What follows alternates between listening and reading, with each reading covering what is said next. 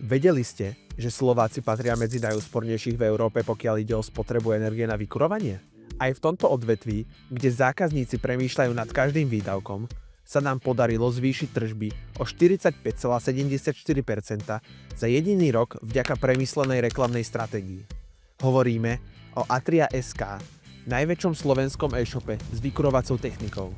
Naším hlavným cieľom bolo udržať PNO pod 8% a zároveň maximalizovať návratnosť investícií do PPC reklamy. To znamenalo správne zacielenie, minimalizáciu strát a vyťaženie potenciálu každého produktu. Začali sme s 500 eurami mesačne, pričom sme testovali 22 kampaní a 136 reklamných skupín. Bez predsudkov sme vyskúšali všetky produkty, analyzovali dáta a postupne optimalizovali. Nevýnosné kampane sme vyradili, najsilnejšie segmenty sme posilnili.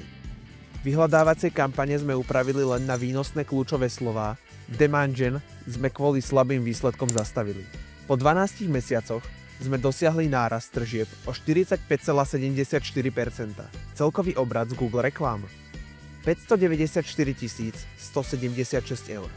PNO kleslo na 4,55%, čím sme pôvodný cieľ prekonali o viac ako polovicu. Každých 100 eur investovaných do reklamy prinieslo 2199 eur v obrate.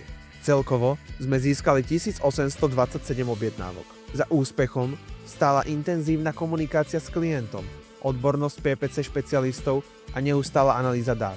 Pravidelné reporty a rýchle reakcie na zmeny nám umožnili dosahovať maximálnu efektivitu.